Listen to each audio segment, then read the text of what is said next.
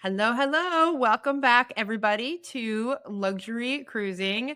I am so excited to invite and to have my guest today, Dr. Gretchen Green, who is going to talk to us about her Ponant trip to the North Pole. And I will just, before turning it on to her, I will just say, or turning it over to her, I will just say, I heard about this trip in the planning part of it. And then after she came back, and it was amazing, amazing.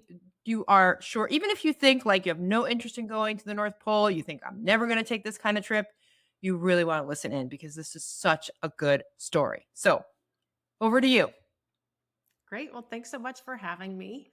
And as you said, I'm now a retired radiologist, actually. I still do lots of other things with teaching physicians, but I've been a radiologist for over 20 years and in North Carolina, and I've been a lifelong traveler. My mom is retired from a major airline. And so I grew up standing by and grabbing whatever seats we could to go around and see the world. So that's my kind of viewpoint. And that's kind of how I do my life is, looking at where are the destinations and what's going on at that time.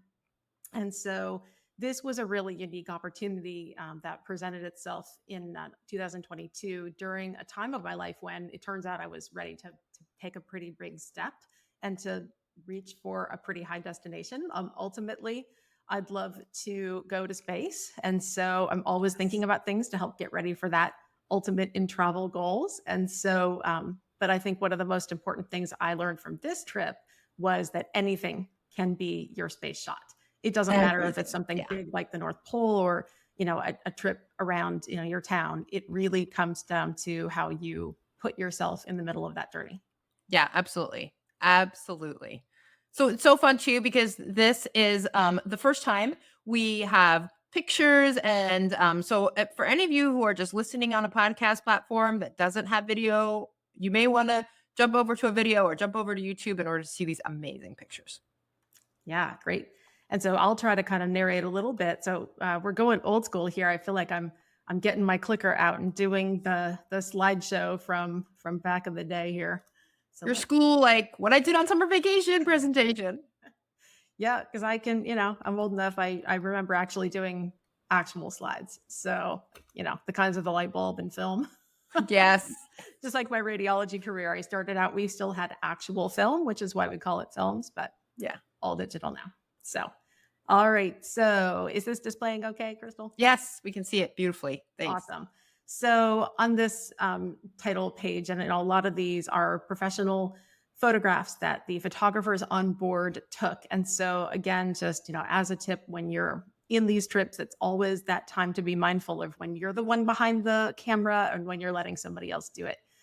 So this is the Commandant Charcot, which is a polar class 2 icebreaker, which is in the Ponant fleet. They have done Antarctica cruises for a long time, and of course, a lot of other kinds of cruises. But as I learned through talking to the captain, this is something that was a new idea that really, aside from I think probably some pretty Spartan Russian icebreakers that are nuclear powered and like basically no one from the West is getting on those. The chance to do a true Arctic North Pole expedition so far has been very, very limited. Really professional expeditions scientists would go. So this ship was developed in part through that Antarctica experience, but was designed from scratch in part by the captain who was on our ship and with the sole purpose of being able to get to the North Pole. And so along the way, we learned a lot about those developments and stuff. So, but this was very, very quick from the time that we decided to do the trip and went. So this was the summer of 2022. And I also, in my spare time, I serve on the board of the Space Camp Alumni Association. And so I have gotten the opportunity to meet a lot of amazing people along the way through Space Camp. And one of those groups is the Inspiration for Civilian Astronaut Crew. And you can see them here, true examples of people who take opportunity and create totally new experiences. And so they're, travelers like us on the same planet, the same world. And so I think a lot of these goals were pretty similar. So around this time, this was June of 2022, and a lot of stuff had been going on in my life. I had been on disability from some complications with my eyes. I had broken my wrist. I was going through a divorce. I had family members of my boyfriend and then who had died. Then, on top of the eye complications, breaking my wrist was another disability out of work. There was just a lot of stuff Yeah. trying to bring me down, I felt like. And I was working with my schedule that summer and looking at what was possible given the time that I had. And so my mom and I got out the catalogs and kind of looked at some online sources. And we were looking at what things fit in the 2+ weeks that we had to work with. And Let me just interrupt you here. Were you specifically looking for like an adventure, or were you just looking to like get away? yeah, great question. We were looking for anything that worked between day X and day Y. Got With it. the ability to do minimal changes, if my ex-husband had agreed, we're really working with some real calendar constraints. And Got it. so we were looking for a trip that fit. And then as we started going down that list, what we found was that there's lots of Caribbean cruises. There were lots. We're looking at predominantly cruises at this point. So lots of Caribbean. There was some Europe, and because we've had that opportunity to travel before, a lot of things were looking familiar, and they weren't necessarily things we needed to repeat. And then as we looked, we saw this opportunity to go on this North Pole cruise with Ponant. Yeah. And so, this is me, my broken wrist that was then, repaired surgically, did a ton of rehab. And so I said, you know what would be really crazy is to try to go on this trip to the North Pole. And I knew there would be opportunities like maybe sea kayaking that would be Yeah. just throwing in the face of the things that I had not been able to do, and was kind of a recovery and a victory from all of Yeah. that. Totally. But there were so many unknowns. So first off, we didn't even know if the ship could get to the North Pole because it had never done it before. Even the cruise that was going on when we booked, they had not reached it. So we didn't know if we were going to get there. We didn't know if we were anywhere along that route, what we would do if anything went wrong. We didn't know who would be there. We didn't know the languages. We didn't know if we would get seasick or have physical difficulties on the ship. And COVID was a tremendous unknown at that point, especially on Yeah. a cruise. Yeah. And this is a cruise where they're all sea days. Yes, we did tack on some time at the end to do some more things around Longyearbyen, but and other Arctic destinations. But for the most part, you are truly confined to a ship 24/7 for the entirety. So Yeah. I started doing all this reading. I thought, okay, great. I'm going to read a lot of books about people who tried to go to the Arctic, and all of them end really badly. It's all like this category, like, how do you die trying to go to the Arctic? And it's amazing how many different ways, but all of these books said the same thing. People were all dying. They died of lead poisoning. They died of scurvy. They got marooned in the ice for 2-3 years. Wow. That's really. So it's not your usual travel reading either. Yeah. So this was the proposed route.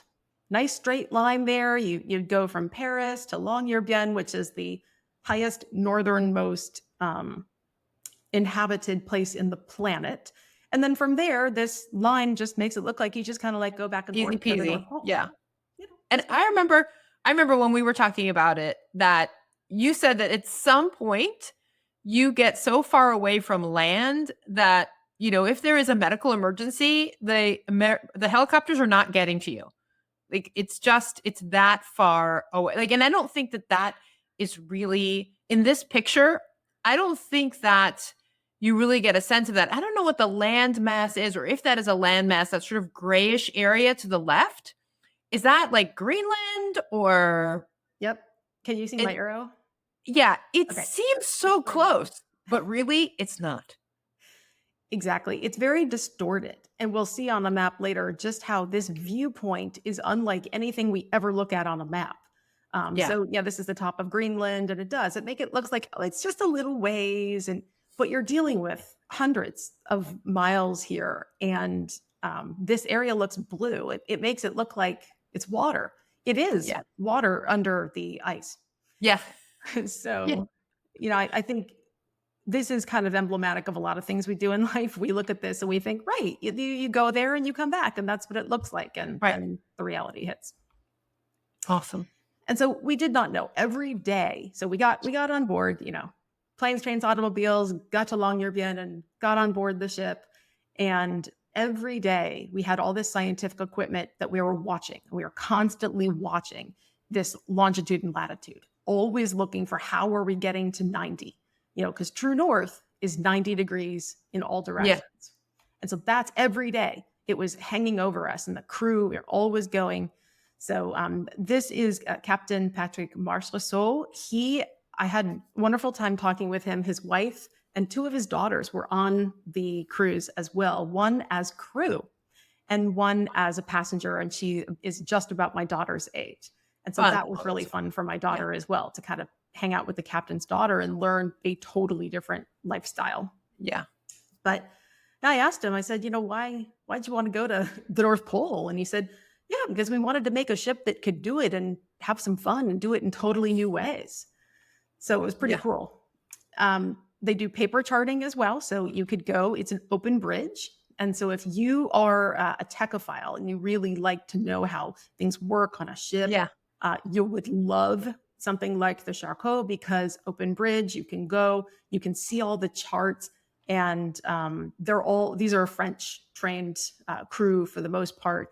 And so you really get a sense of how they meld that classical training and seaworthiness to the new technology. So, okay, I don't want to spoil the end, but at some point you have to tell us if you made it there on that date, because that is actually my birthday. Oh, wonderful. And so I'll be like, oh my gosh, you were at the North Pole. So I don't want to spoil it, but yes. And tell us the date. Absolutely. Yes. And because we do, we don't want to go the whole time and did I go or not get there? We got there. And so, but this was again, the open bridge where you've got passengers in our expedition jackets, the captain, the crew, again, with COVID, a lot of masks and precautions and things. And so we all sat there, and as much as you look out the window, we were looking at the screen because it was that 90 that we were going for and watching it, and these super precise, gauges and things, you're watching. So I skipped one. So, so this was the moment that we got there. We reached the North Pole, and so everyone was cheering. There were camera crews from a Japanese group that was there documenting it. And so when you see all these 9999s, this is what rounds up to 90.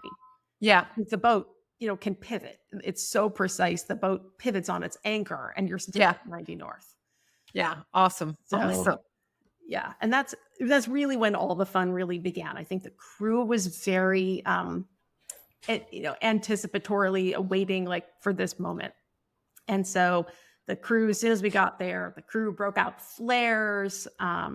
They immediately threw a party on, this is the I think I would have been crying. I legitimately think I just would have been crying. So good. Yeah. I mean, I'm going to be crying now just saying some of them. So, but yeah, to be there with my mom and my daughter who are here, we're in the front, to be there with them. It really was, the pinnacle of any of the travel that we'd done. And I knew that for my daughter, this was going to be something that, as a gift, that I could give her an experience like this that would really be priceless. Yeah. And so, lots of fun things like this. They, did these photos, they flew the flags, they played music, and then the crew really started having a great time with this. This is the helicopter bay, and it has an elevator that it brings up the helicopter. And they put out this entire table with Veuve Clicquot is the house champagne on the Charcot, and all the macaron, everything fresh made, the pastry chefs. I mean, the food, which I'll show a couple more pictures, unbelievably amazing. So just a party with a celebration. The crew just worked so hard to make this experience amazing for people. And it was really fun for them as well to be there and to Beautiful. achieve a goal. It's not often that you're traveling for fun for a goal, but we really were. Yeah, yeah, but that's beautiful. Oh, those macarons, I can only imagine. So probably that perfect consistency, right? Of like crunchy on the outside and gooey on the inside and amazing French taste. Like, oh man. Yeah. In the middle of not in the middle, like at the North Pole.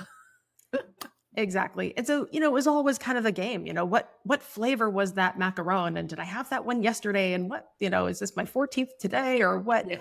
Just enjoying. And Yeah. again, the high versus low tech, these beautiful digital displays and here, when you get some labels, you can start to understand this perspective that, the Yeah. US is over here, Canada's on top, Greenland. And then, every day our bubble would go a little bit further north. You got Russia, China over here, but just a totally different Yeah. It's very different perspective. perspective. Yep. So, yeah, so we got there the evening of the 28th. The 29th is when we actually got to disembark. And these Danish school children had made these wooden boats. And so they lined them all up here, and they are going to be geo-tracked around the world. So if anyone sees these little boats, they have numbers on them that the school children put and decorated. And so you can go Huh. back and trace according to this website. And so this Do you was have the website to be able to trace them? probably in my notes. I did a journal, Yeah. but yeah, I haven't gone back to kind of look at them. But that was the purpose of the little boats. Otherwise, it Cool. was leave no trace. Just Yeah. with Antarctica stuff as well. But a very dual crew. So the boat has both a wet and a dry scientific lab, a whole complement of scientists who were there solely to do research on the ice and the polar cap thickness and the weather conditions and looking at different equipment and things. So that was really fun, was being able to see their presentations and to focus on the cruise aspects. There was entertainment, Yeah. and then there was the scientific outreach and agenda as well. Did they do either like once a day or twice a day, like a talk?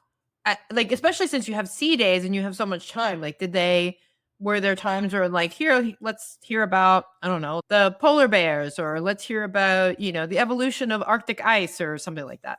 Yes, exactly. So each of these scientists had their own niche.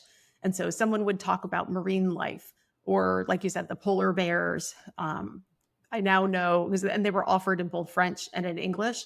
And so sometimes, depending on the timing, I would go to one of the French talks, and sometimes I'd go to the English talk. And so I knew a lot more words for ice in French than I ever thought I needed to know before. There you go. But yeah, so this scientific crew is really important, as with going to any kind of unusual environment. They went out first, they scouted the area, they first made sure there were no polar bears that would attack or Yeah. be disrupted by our presence. And then they set up a perimeter. And basically, they go around, they mark a big perimeter. And a lot of these areas that you see, they look like water, but they're frozen. Water. Even though this is the ocean, the ice is fresh water because of the way that the salt leaches out during the freezing process of the Wow. ice cap.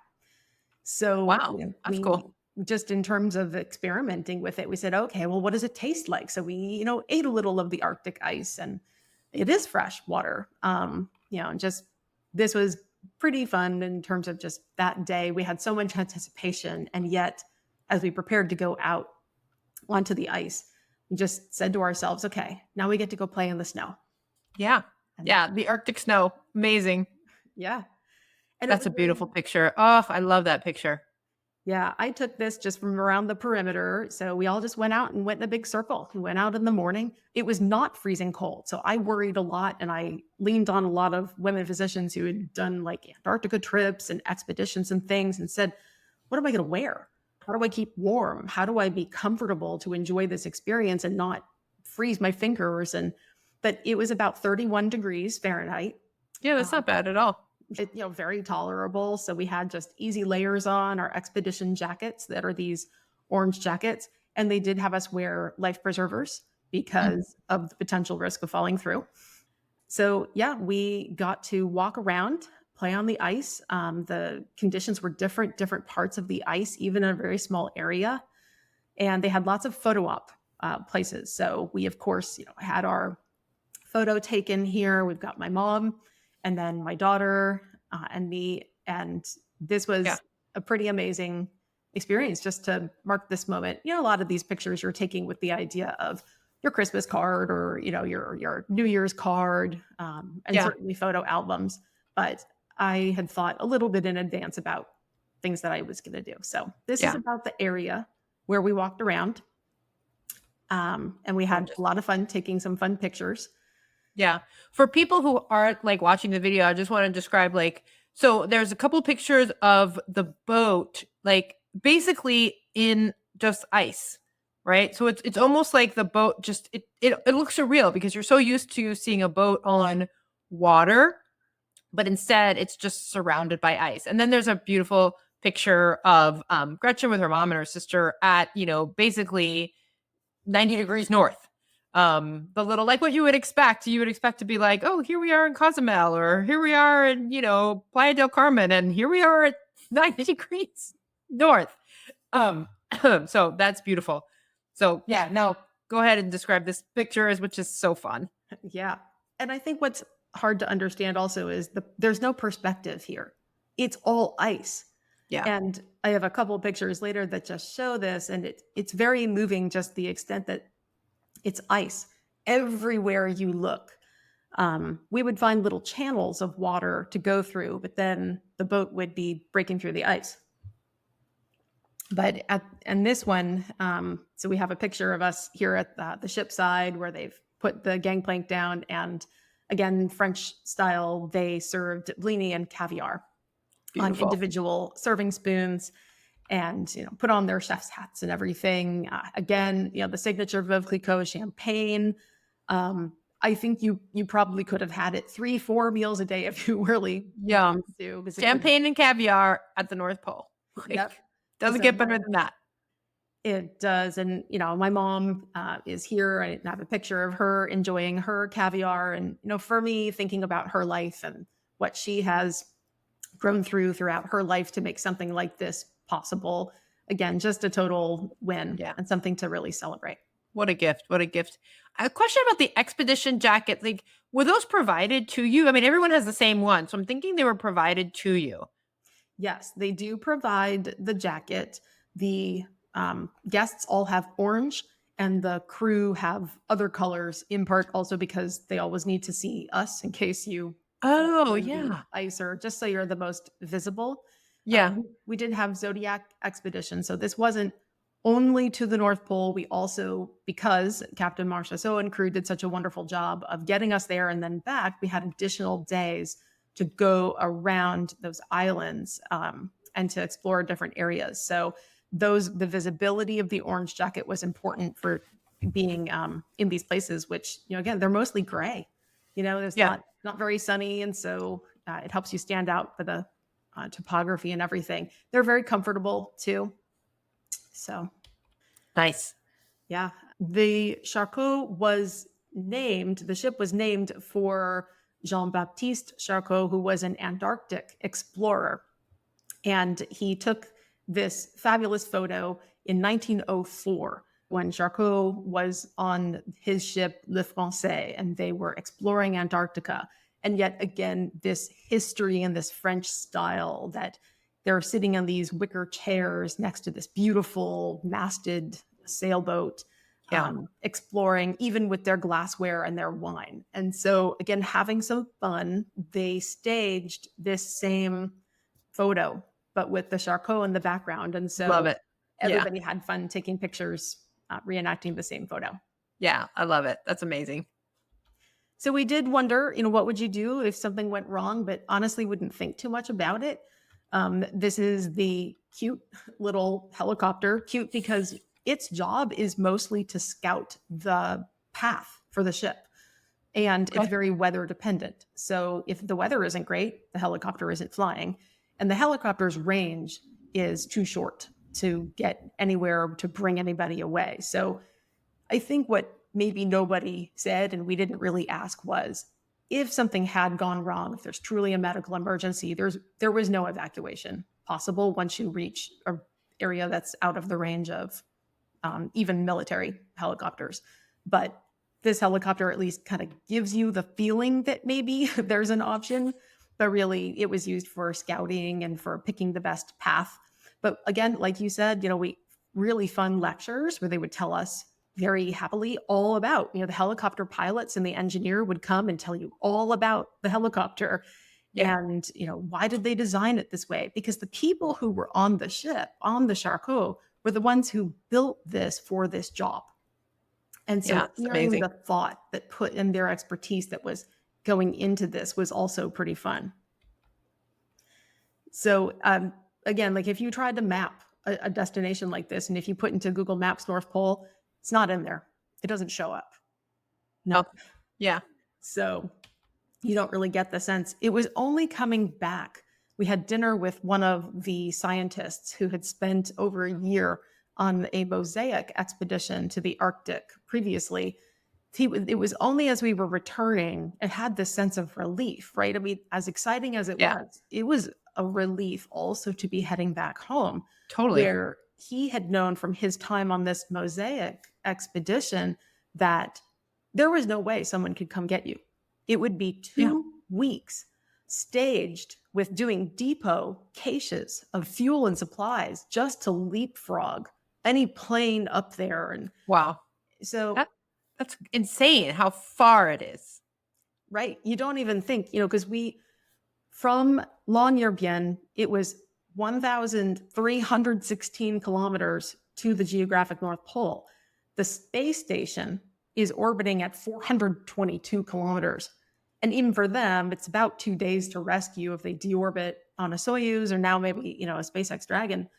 But we also had 457 potential passengers plus crew, everybody all told.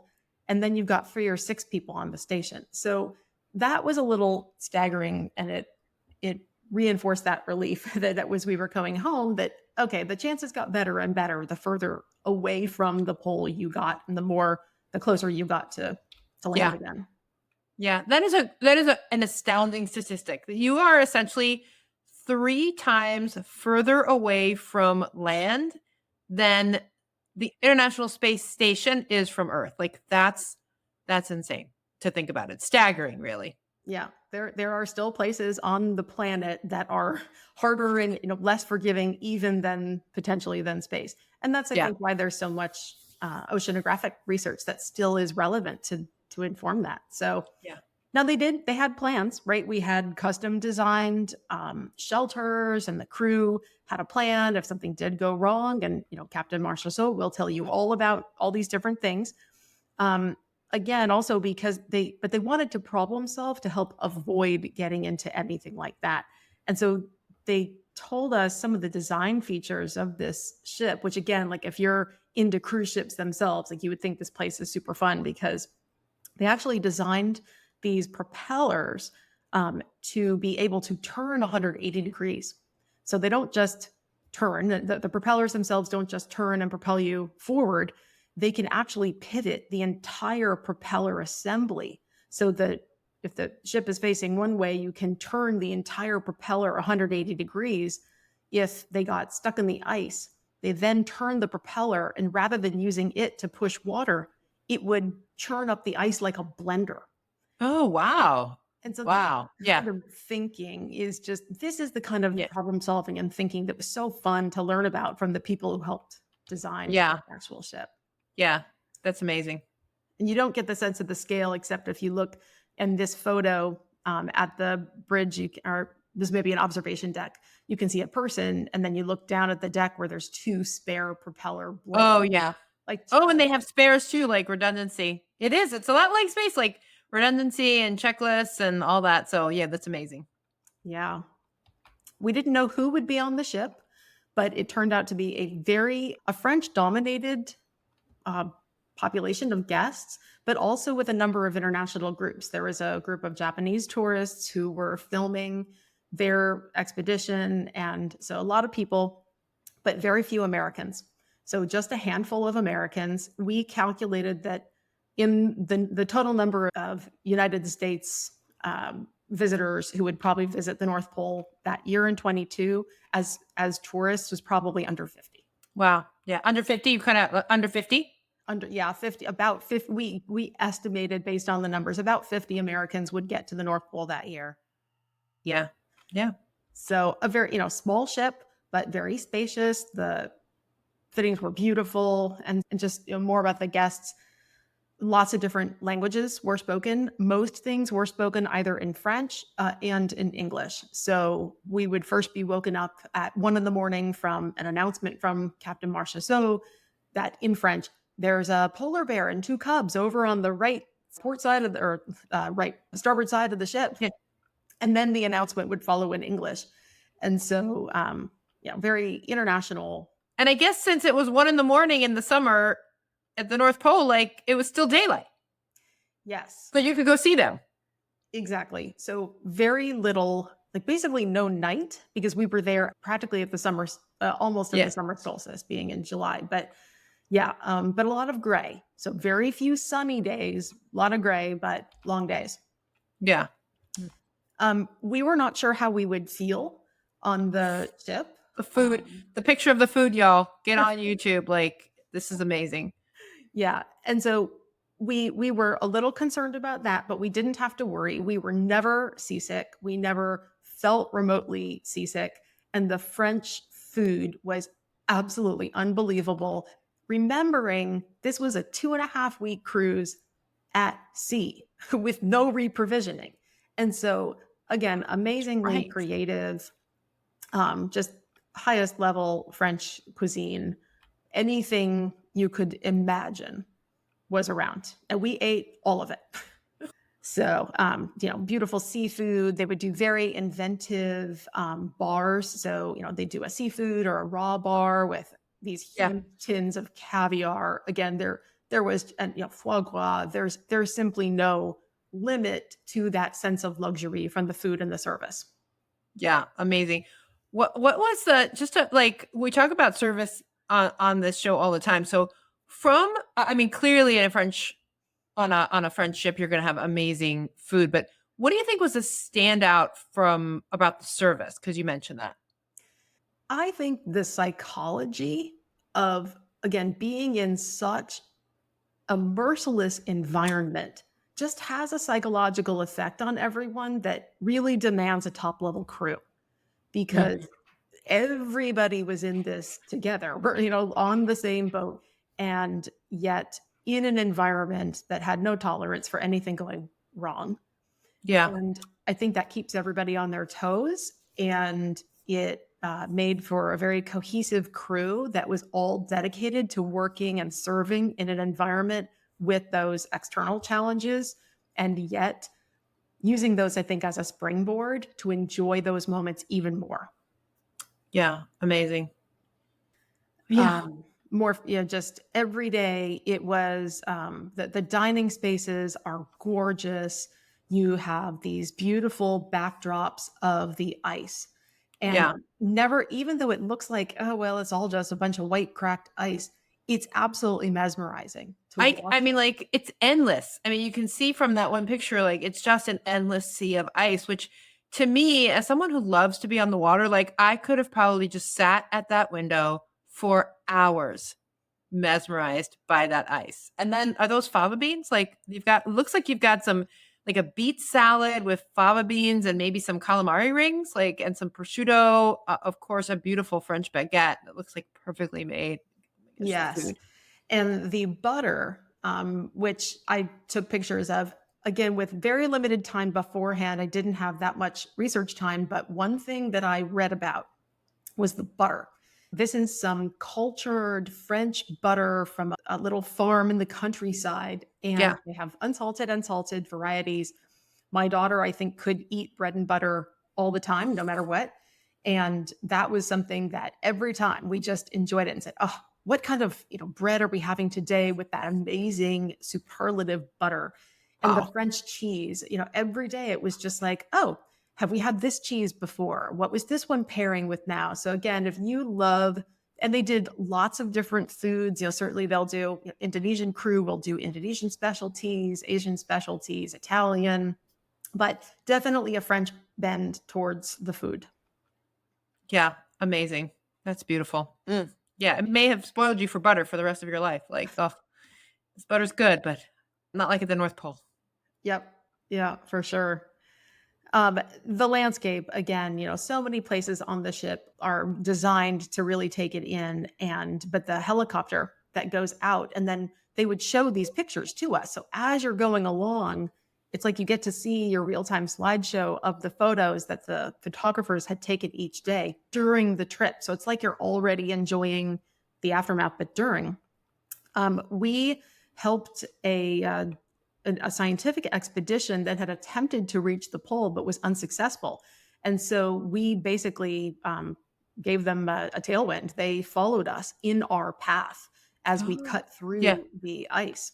Yeah. And so we had this companion of this ship, this conference ship that would follow us and use our path to get. They managed to get to their destination.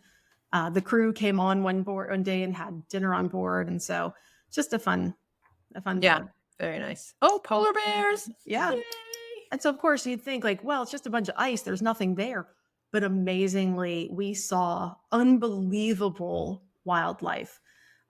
We saw polar bears. I mean, it was not the first night that we were on board that we saw a polar bear and 2 cubs playing on the ice. And you could take photos. And so, that's the thing is some people brought aboard unbelievably complicated camera equipment. And if that's your thing and that's your hobby, you will definitely have fun enjoying that. Yeah. There's also something to be said that you're so close to everything that all I had was my phone, and I was able to take great photos even just with my phone. So Yeah. you can do both. You get the photos from the photographer and you can do your own too. And this is, a lot of these are just my own photos. This is a photo that I took just standing at the rail. And the Charcot has what a number of ships don't of that size, which is it has a contiguous promenade deck all the way around. Oh, very nice. Yep. And so being a runner, although the conditions, they weren't terrible, but they were not fantastic for running outside. And I have a picture of me later being on the treadmill, but you definitely can walk or run all the way around the perimeter of the ship, which is great. Again, when you're trying to follow wildlife, or like whales. We saw I don't think I have a picture in here, but we had unbelievable sightings of whales right next to the ship. Yeah. Wow. So, and you could just see the ice. I was not prepared for how much motion and sound and vibration there would be from breaking the ice. I don't know what I thought beforehand, but it was much louder and unpredictable than I thought. The ship was that disturbing at night when you, because I know for me, like always being sunlight, like never having darkness at night, like that's tough for me. But then also, could you hear the ice breaking up at night? Yes. Did it ever wake you up? It did. And we didn't sleep that well a lot of the nights because the ship was heaving. I mean, the ship would it would groan. It would try to, it almost felt like it was trying to come up on top of the ice and then come down on top of it. Got it. Yeah. And you could just. Not a deal breaker by any means, but just so people know, like, hey, you're going through the ice. You're going to hear that. You're going to hear something. Right. And so there's a lot of motion of the ship when you're doing that. Because as you look, over the ship can go through ice up to 3 meters thick, which is impressive, but it's very active. And so this is not your fair weather Caribbean cruise. But again, did not need, I brought sea bands. I had, 2 forms of Dramamine, did not need it. We felt very, very comfortable. Yeah. But, every day it was just this countdown, and we would spend a lot of time looking over, and we took a lot of, I'll see if the sound works here of a video.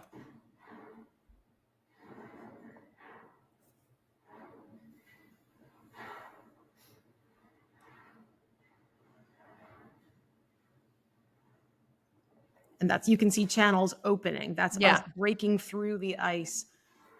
You can hear it on the hull, that metallic. Yeah, very faint. Like, I can hear it very faintly. I don't know if it'll come through on the podcast, but, like, yeah, I can hear, like, just very faintly the breaking through, yeah. Yeah, it's a tough thing to capture, but you do lose kind of that scale as you're looking at the horizon, which is Yeah.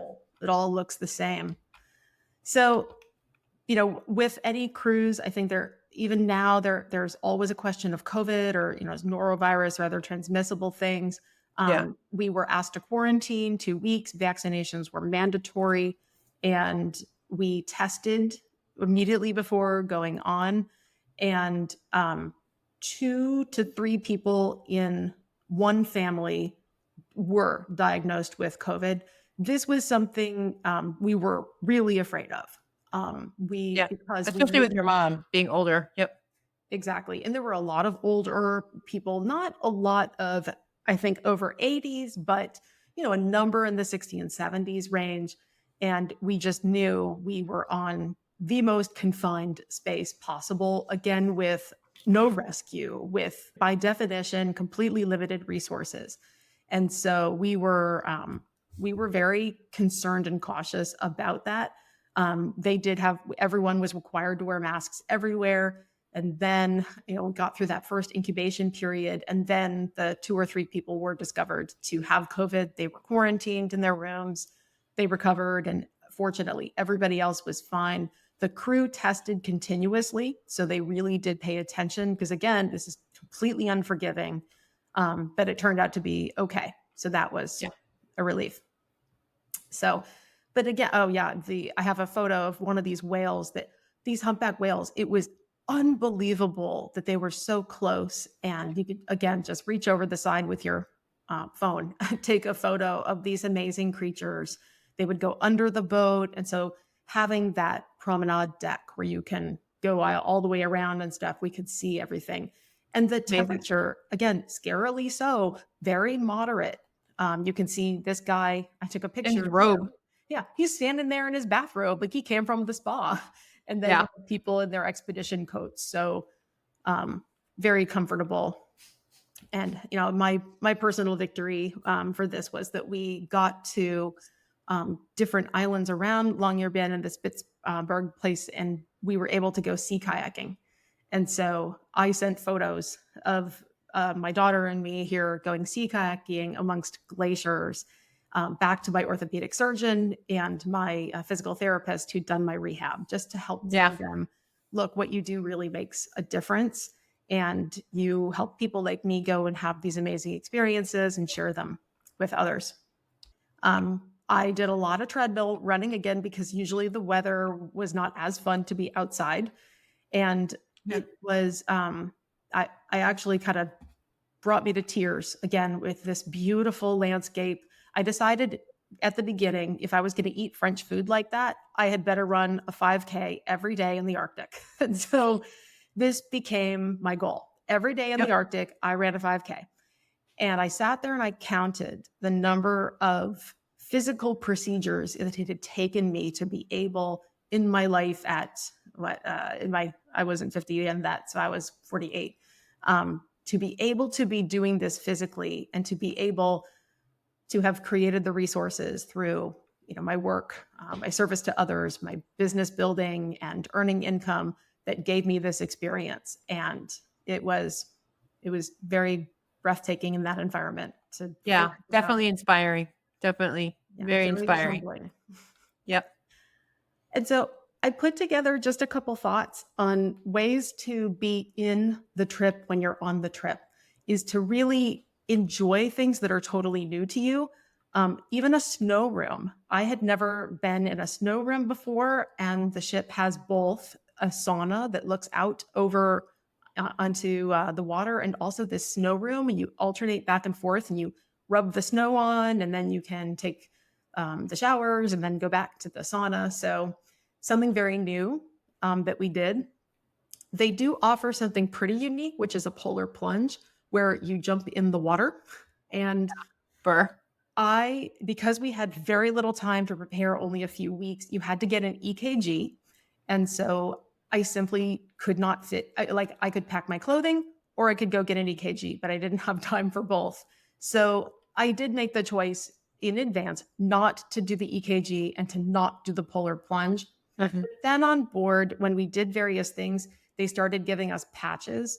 And then, like, the Girl Scout in me realized that I was one patch short of the whole expedition 4-patch series.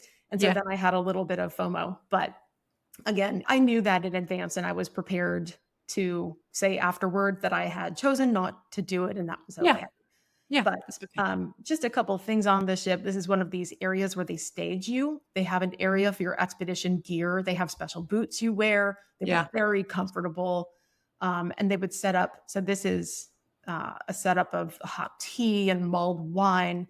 They have a Nice. water bottle system that has purified water, which is fabulous throughout the ship. Yeah. And so we made snow angels instead. We said, no, we're going to go watch other people go in the water and we're going to Yeah. make snow angels. So we felt we left our little mark. And I have here's a video of a woman jumping in. They put you on a tether. They put you on a little Yeah. harness. And there Yeah. is a safety diver in the water. For And that sure. was it. But people got great pictures. And then this warming tent had drinks and snacks and towels. Yeah. And so again, the shots, the photography, I think when you're in the midst of this feeling is like, I got to get all the shots.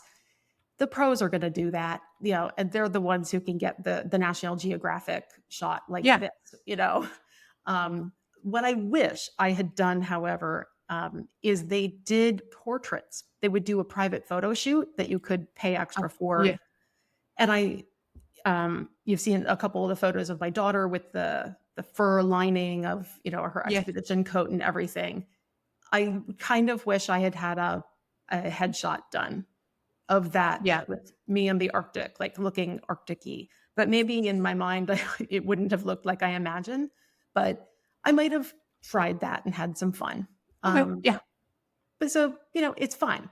But it was amazing again. That first day, we saw the mother polar bear and her 2 cubs. That's such a cute picture. This is a picture for people who can't see. This is a picture of the mother polar bear with her 2 cubs. It's amazing. Basically going to get like a drink of water.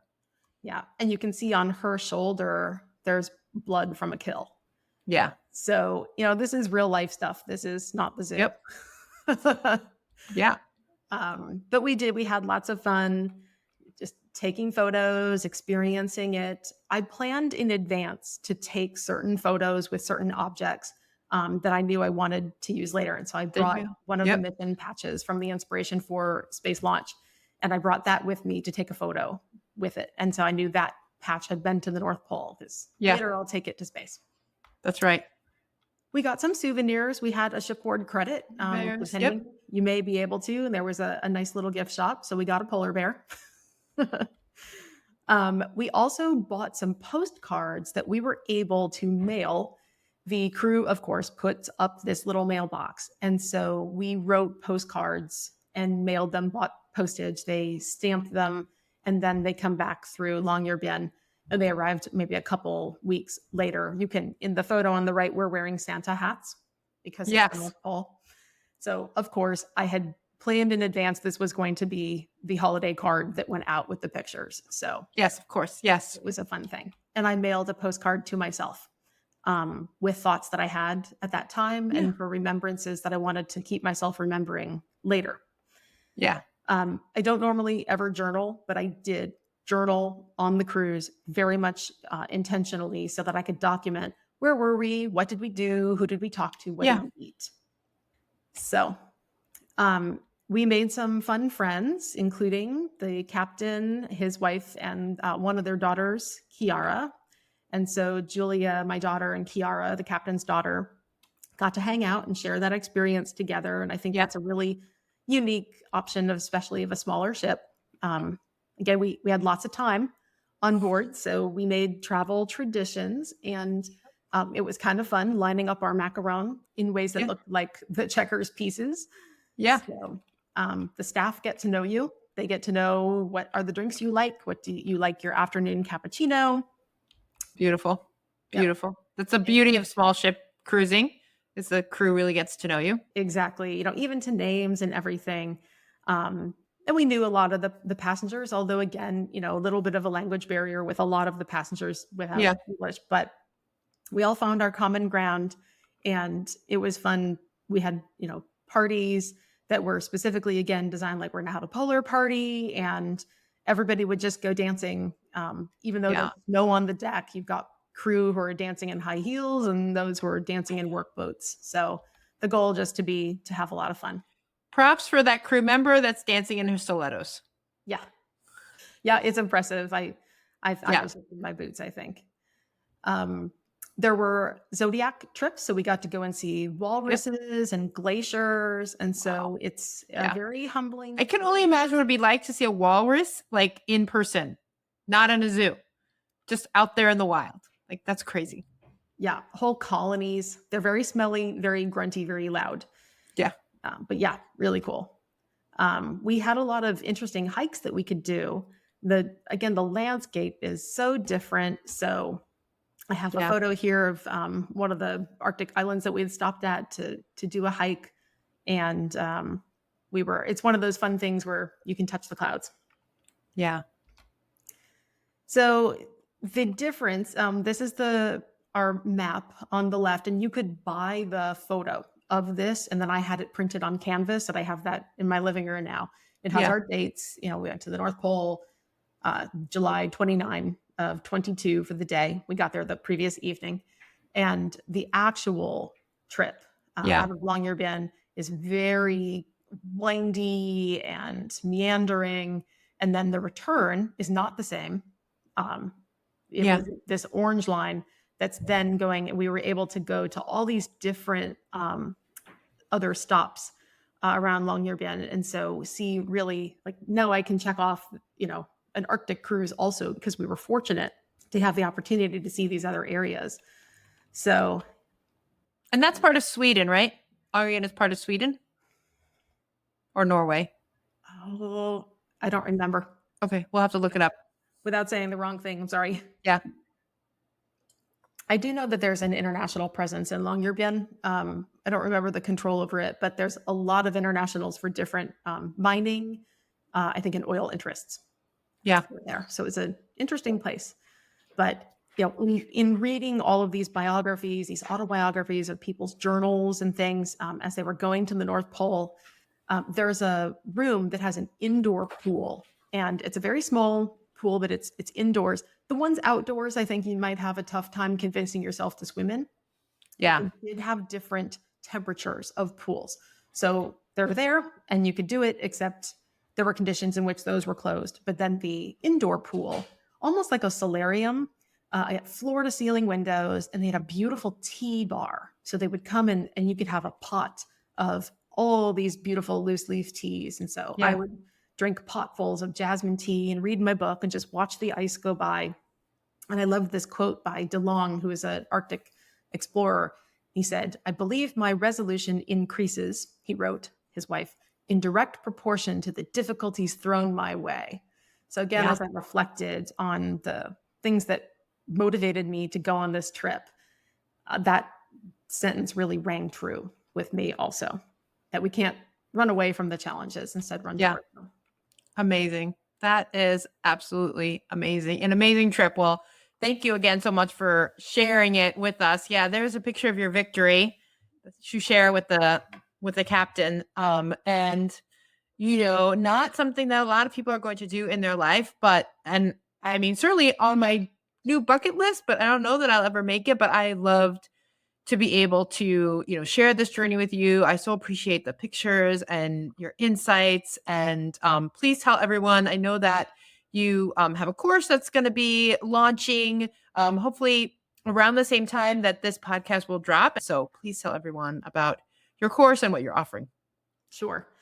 And this was one of the things that made it possible for me to even go on this trip. I think it's hard to find a job where you can buy, this itinerary. Anyone can search this online. It's freely publicly available. It's a $40,000 starting price for this trip. So just so people kind of know where to put it in perspective. Yeah. And the way that was possible is because I have founded other businesses, including being an expert witness, where I do medical legal consulting. And also, I now teach physicians and other clinicians to launch and build their own expert witness practices so that they can put their medical skills to use, but in a new way in the legal field.